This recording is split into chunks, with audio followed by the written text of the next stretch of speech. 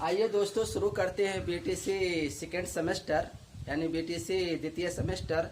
और बीटीसी द्वितीय सेमेस्टर में आज का हमारा विषय होगा सामाजिक अध्ययन।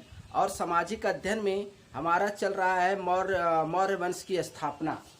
मौर्य वंश की स्थापना और मौर्य वंश की स्थापना में आज का टॉपिक जो है वह है मौर्य काल के शासक, यानी मौर्यकालीन शासक कौन कौन थे। तो आपको मैंने बताया था कि मौर्यकालीन पिछले वीडियो में कि कौन कौन शासक बने। आज के जो मौर्यकालीन शासक हैं, आज वो है सम्राट अशोक का नाम लिया जाएगा। तो सम्राट अशोक के बारे में आइए हम शुरू करते हैं। देखिए, अशोक बिंदुसार का पुत्र था।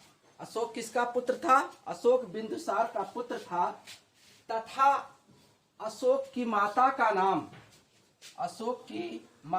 नाम सुभद्रागी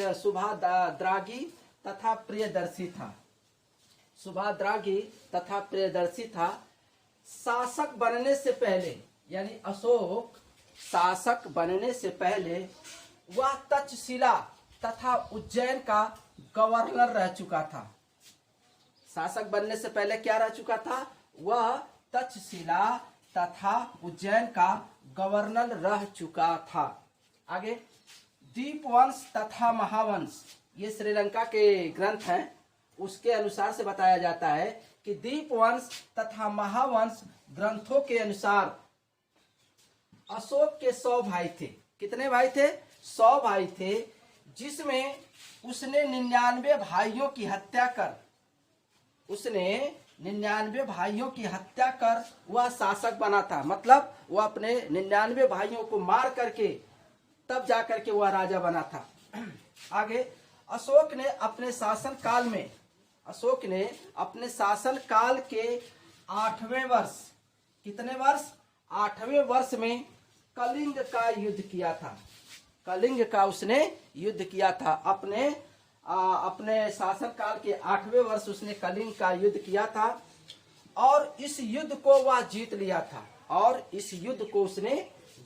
था। आगे, कलिंग युद्ध के 1.5 वर्ष बाद अशोक ने बौद्ध धर्म को अपनाया था, यानी बौद्ध धर्म को अपना लिया था तथा इससे पहले वह शैव धर्म का अनुयायी था।